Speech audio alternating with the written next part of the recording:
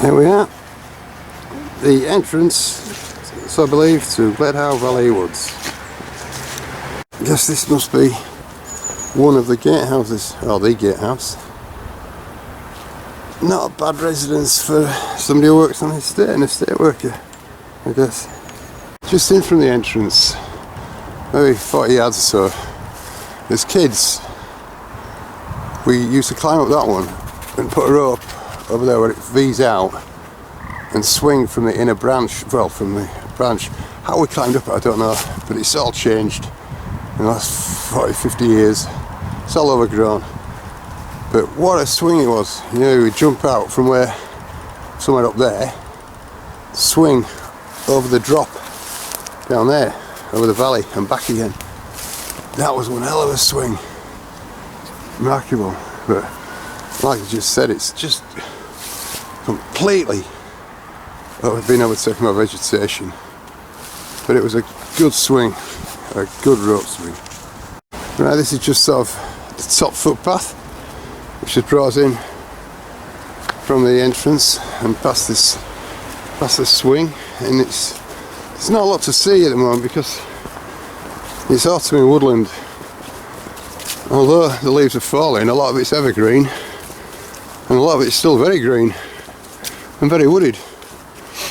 But this is a top footpath in this stretch of woodland. It's bang in the middle of the city, well, North Leeds part of the city, and it's about 1.5 miles in length in a valley called Gledhow Valley. And let's continue. Same footpath, and here the footpath veers off to the right up to the narrow road at the top, which leads to Gledhow Hall, and the one I'm taking to the left, which continues through the woodland. Looks like the kids around here had a field day with the shelters.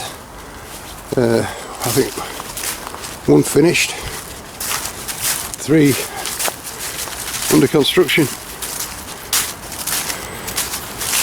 Yeah, Bear Grylls, Ramiers. You've got a lot to answer for, but it's good, you know. These days, if anybody's got a kid like mine, removing them from the Xbox or trying to get my lad off the Xbox, you're in for a torrent of verbal abuse and God knows what.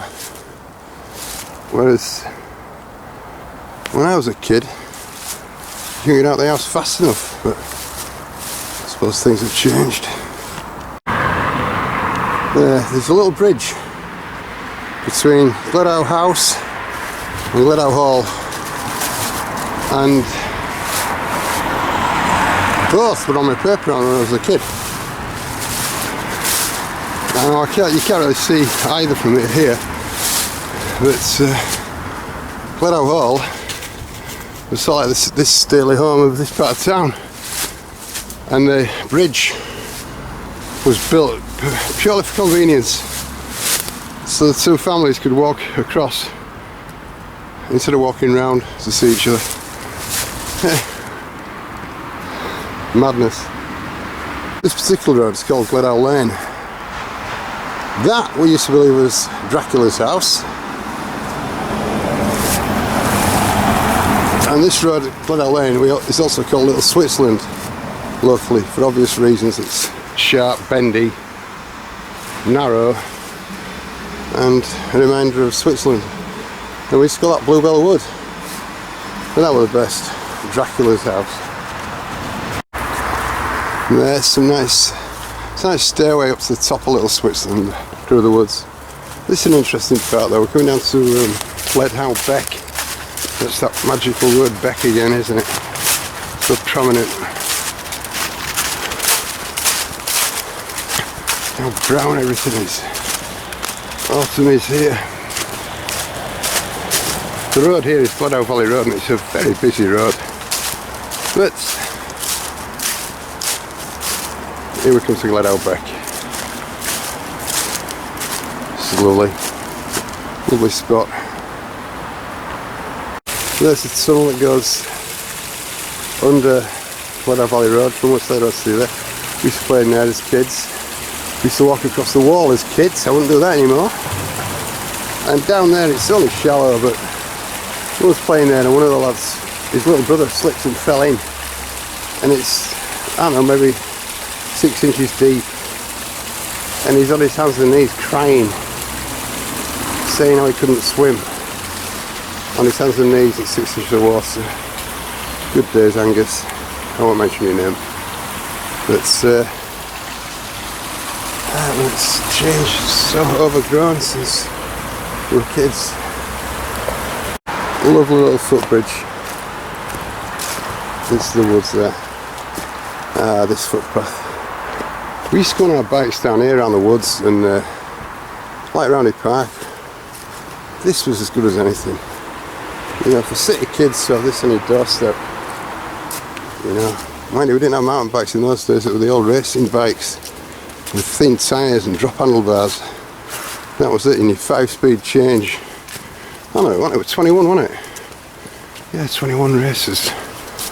But they were still good fun. The lucky kids had those air handlebars and whap them on and think they were something out of Easy Rider. But, oh, then of course there were choppers as well. Chopper bikes were out then. Yeah, but only the spoiled or lucky kids could afford a chopper. The rest of us had the second-hand beaten up races.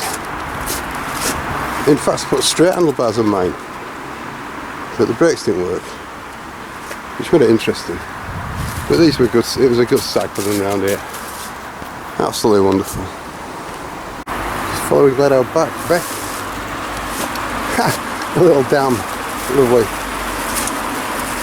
Down to the lake, which is this, I don't know, Gledhow Lake. It used to be clogged up with leaves and silt and God knows what. But in recent years it's been dredged by the Friends of Gledhow Valley Woods, and the work they've done really is remarkable. They've really tidied this place up. We'll have a look at the lake in a minute. There you go, another entrance into the woods. Well, I'm not sure what purpose it served. When it was gated, you can see the gate posts, hinges, or well, hinge fittings.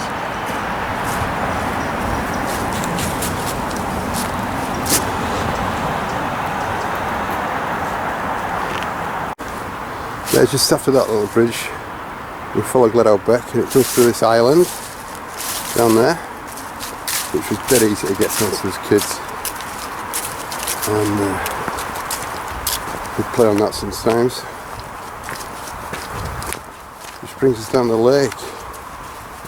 The healthy lake these days. But this area, I walked down here a while ago, a few years ago. And the rats around here, I've never seen as many rats in my life.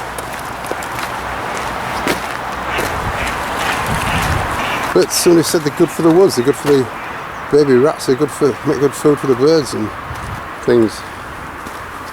So having rats here, oh dear me. Look here now, ducks, swans, and the water.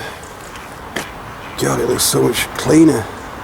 Like I said, it's been dredged in recent times. So, Mr. Defensive Swan. Ooh. Yeah, it's Turner, the artist Turner did a painting of Gledhow Woods from the other side, from where I'm pointing, a few hundred yards down on the other side of the valley. He painted this valley, the woods, and the stately hill at the top, which is out of view. So it features in one of his paintings. Oh man, fish. Oh no, ducks. Popping up. There they go. You wouldn't have seen that on here 20 years ago. All this woven fencing. This is all done by the Friends of Gledhow Valley Woods. They've done a great job. The whole place is so much cleaner, so much healthier. They've done a superb job. Another view of the lake. This wonderful, wonderful, wonderful refurbished lake. And that's, I don't know what that is. It's sort of where it's dammed off again, and the stream, Gledhow Beck, sort of disappears then under the city, well, under the woods, and re-emerges in the underground system and heads down to Leeds city centre and River Air. This is superb. That's what it used to be like.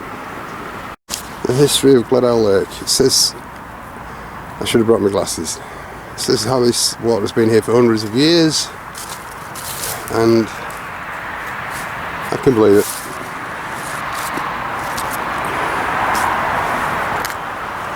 But like all these wonderful places, the aristocracy nabbed them and declared them their own, and paid for them and bought them and kept them at their own back gardens.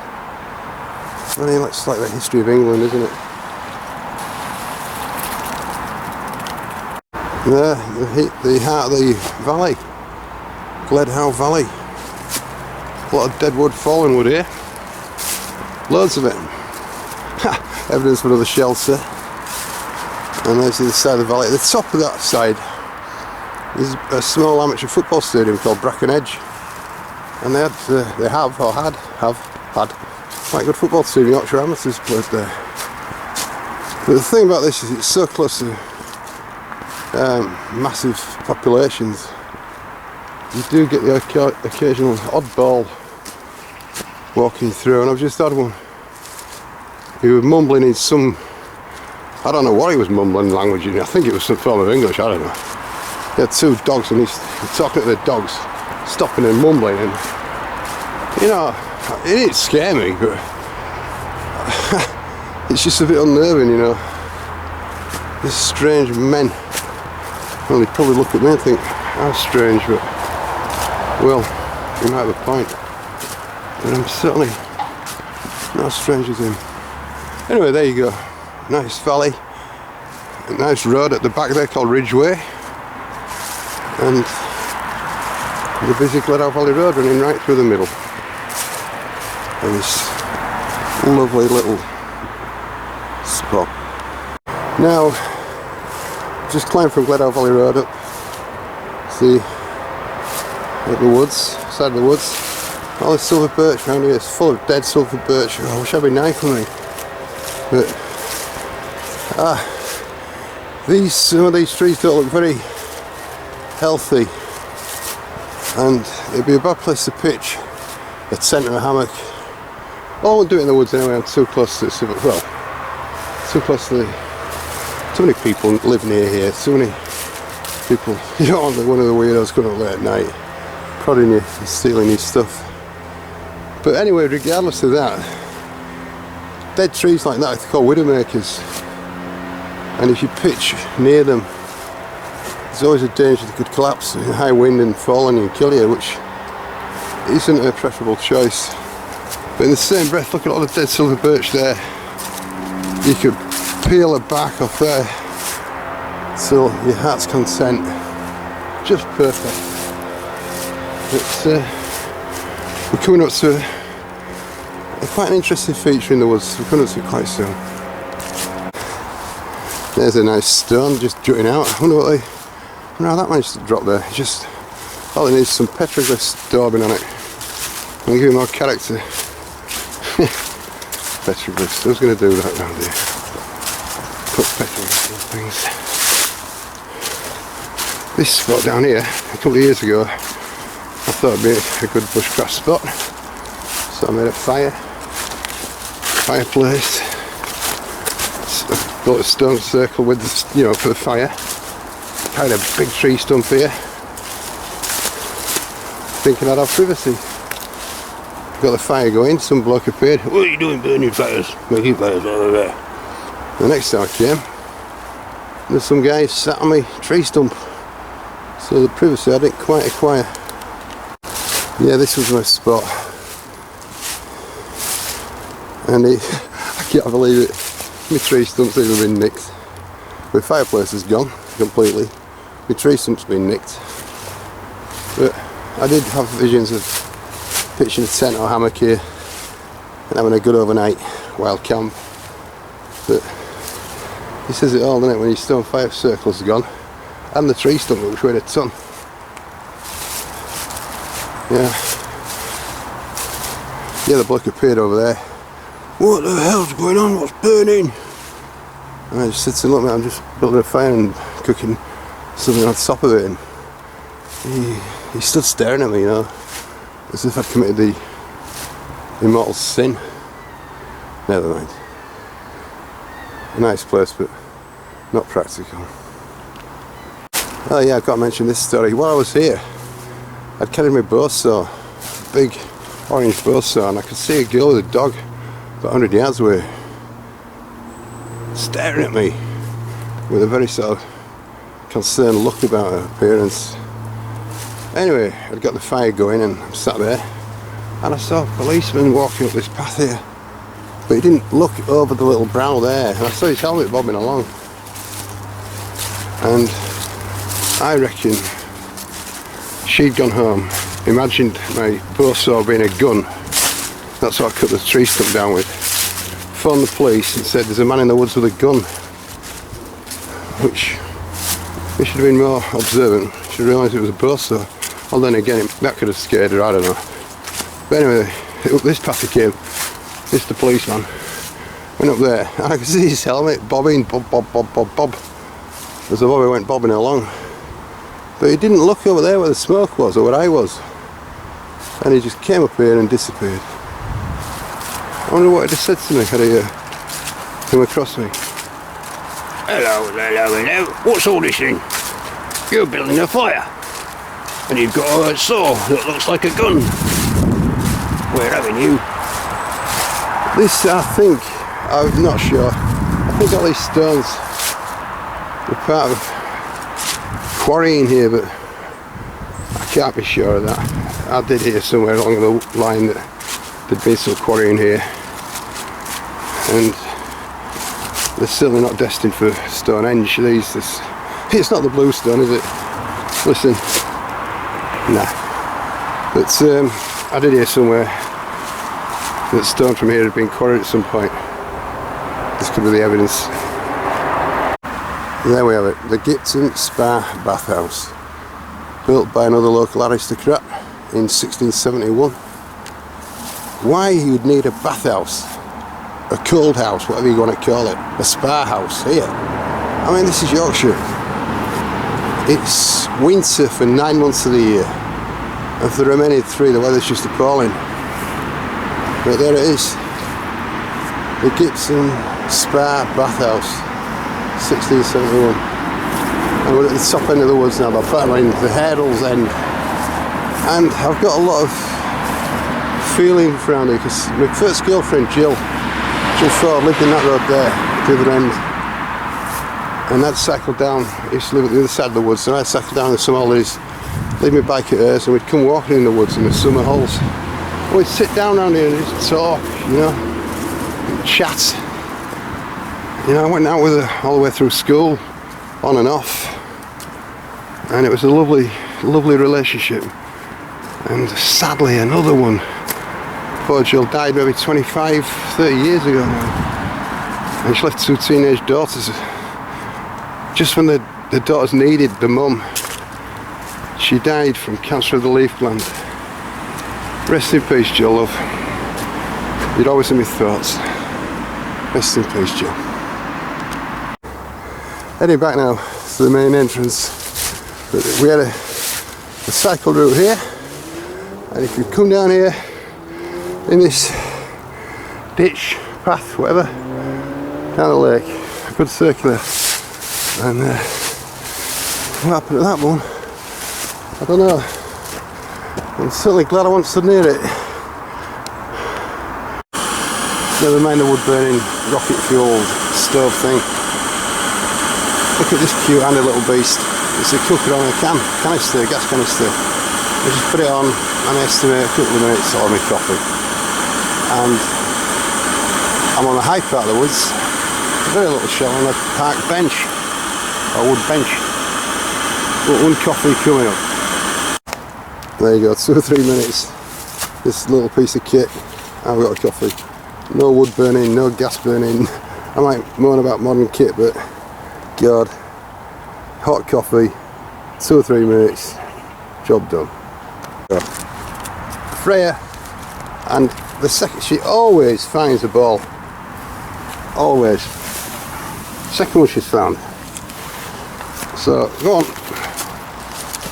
So there ends my tour to Gledhow Valley Woods with Freya finding a second ball and hopefully running herself out.